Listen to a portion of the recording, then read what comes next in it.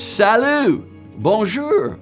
Mes amis, Christian Life Assembly, welcome to our third week of our global awareness. I hope that you were able to see last week's video with Wayne Hilsden from Israel. It was so great. And what an amazing story that was. This week, though, we have something coming to you that's very important. When Jesus said that we would receive power and be witnesses, he said to Jerusalem, Judea, Samaria, and the world. You want to know what our Samaria is? Well, it could be First Nations for sure. It could also be, though, French Canada. A different people, a different tongue, a different culture. We're reaching out today to our Samaria, our Quebecois. And today we're going to talk about French Canada and how CLA can partner. I know some of you are Francophones and you're going to really appreciate this story. Some of you have been to Quebec and you have a heart for ministry in French Canada and you're going to appreciate this. So let me first introduce to you Pastor Paul Corriveau from Quebec City. Paul, I am thrilled to be able to introduce you to the Christian Life Assembly family.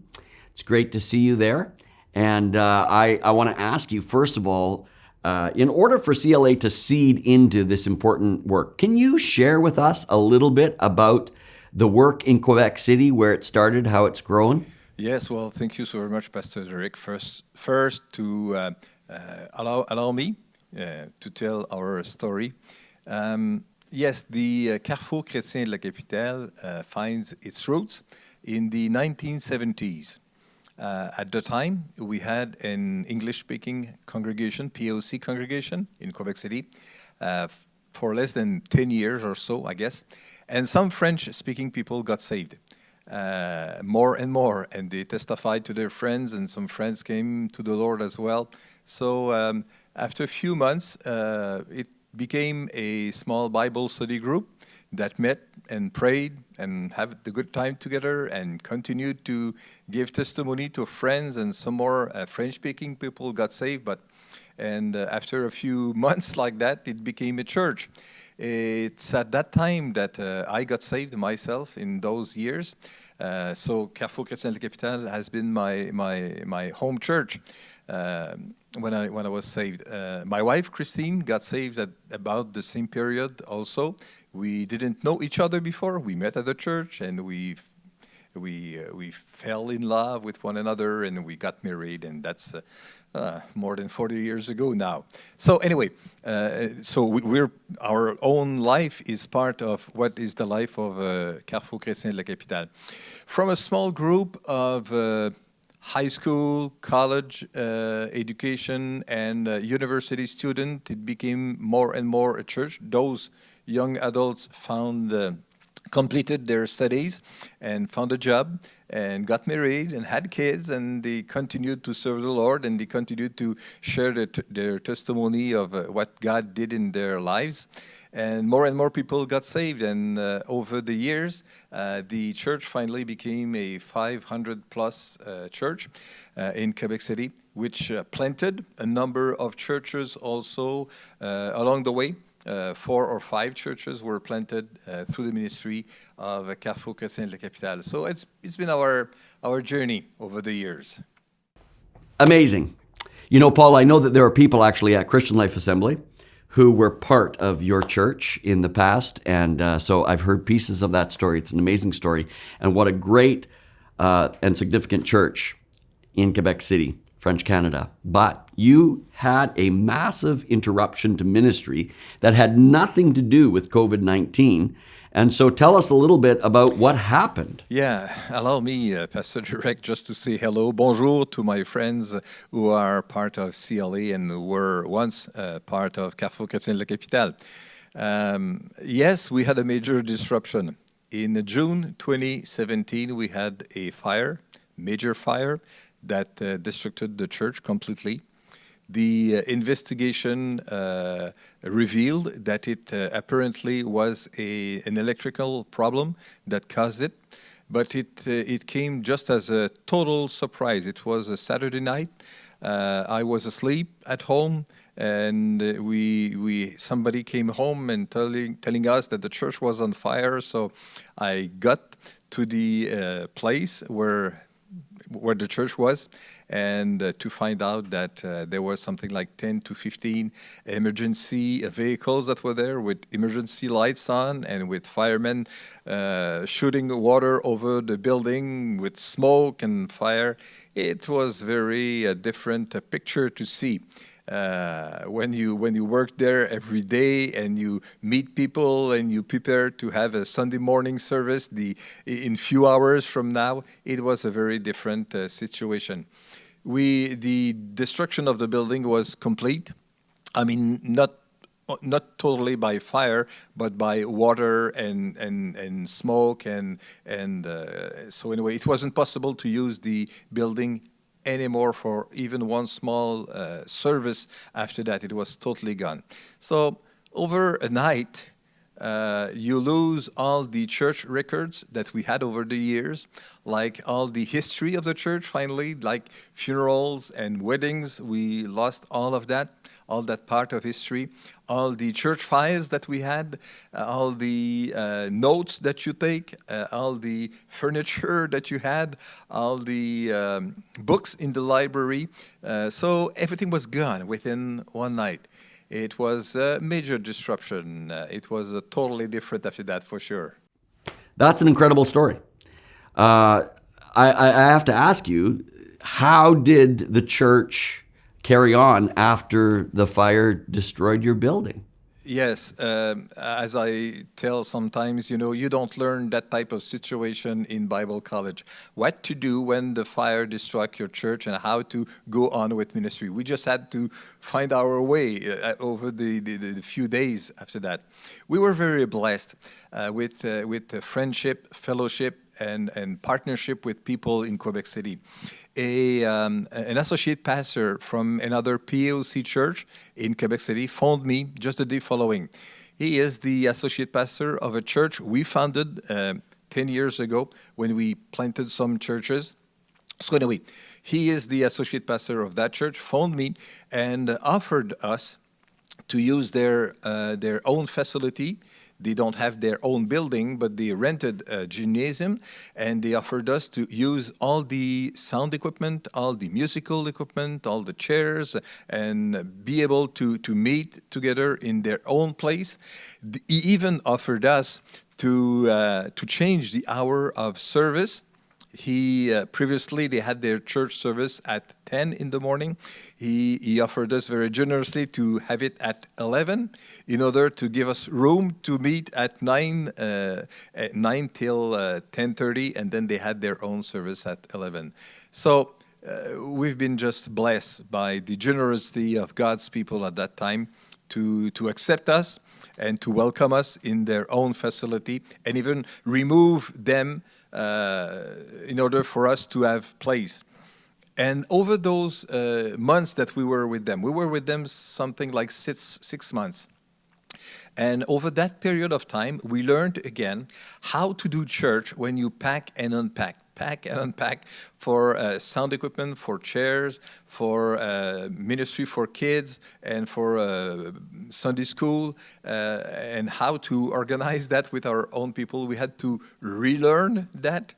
And so it's been a good experience. We were with them for 6 months. And on January 2018, we went on our own to rent a cinema, a theater in Quebec City, which continued to operate. But on Sunday morning, they didn't have any movies on, so we rented the place. And at that time, we had to adapt again, to adjust again. We had to have our own sound equipment. And plug it into their sound equipment. We had to reorganize our nursery, our preschoolers, our primary school students, ministries, our high school. So all of that, we had to prepare that again. But we were able to meet. And we met in that cinema, in that theater, for 2 years and few months until March 2020. When, you know what, the COVID situation just shut the place down, and we weren't permitted to meet again from that date until today. And so it's been another experience then in March 2020 to go online and to start to have Sunday morning service in a remote place, virtual ministry. So it was very different, another adjustment. Paul, how are you going to rebuild Carrefour Chrétien de la Capitale?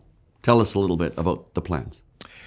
Well, to be honest with you, we had planned to rebuild, to expand our church facility a few years before the fire erupted.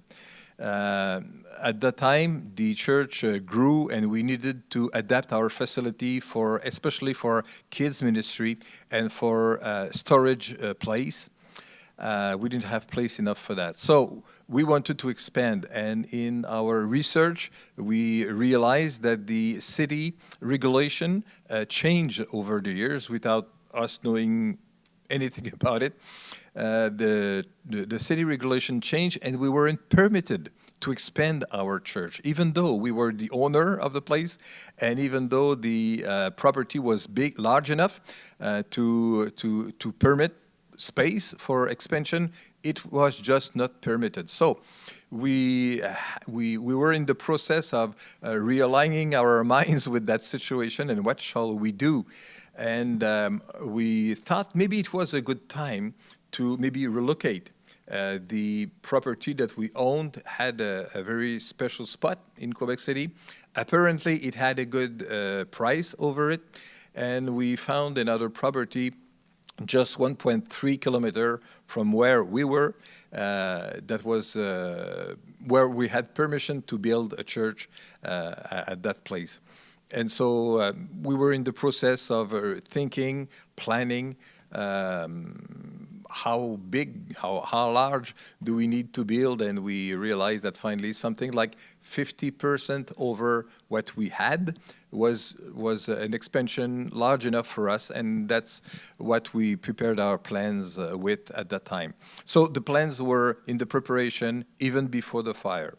But of course, because of the fire, it precipitated. We had to expedite a little more with the building, and we were able, by God's grace, to start the building in 2018, maybe just a little more than a year after the fire erupted. Pastor Paul, CLA wants to help. This is an important part of our focus during our global awareness. And so can you tell us how we can come alongside to partner with you? Well, you can help us by praying for us. We all know that God's kingdom can only be built permanently in God's way, in God's time, and we are looking for very much the blessing of the Lord and the provision of the Lord, and just pray for God to provide all our needs. But I must also tell you that in the building process, we realized that we had some extra costs, major extra costs in the building process. And we are in a situation now where we had something like $787,000 of extra costs, even over the maximum that we can have a mortgage for the church. So we have this situation, and we started a campaign, a capital raising campaign in our church, and we received a little more than $100,000 to this point, and it's been very great. We know that God is in it. And so what CLA can do for us is please pray for us that God will provide, and pray for us that God will anoint us to do ministry in Quebec City. And whatever God tells you to do, well, just obey. This is what you can do to help us. And thank you so very much to allow me to share that story with you. CLA, you've heard a wonderful challenge today. I'm going to ask you to come alongside of us in this important project and sponsor the rebuilding of one of the most important French churches in the world. What an opportunity we have today. You've heard Paul's story. You know a little bit about Carrefour Chrétien de la Capitale, and now you get to come alongside. Would you pray? Would you consider making a sacrifice towards the $25,000 goal? And would you consider even being a part of our next short-term mission to Quebec? We're looking for people who speak French, who have their children have been involved in going to French immersion, or you just have a heart for French Canada. We'd love you to be part of our next short-term mission team. God bless you, CLA. We'll see you next week. Next week, we're going to talk about one of the most important stories in Southeast Asia, and you're going to hear a special guest speaker. God bless you.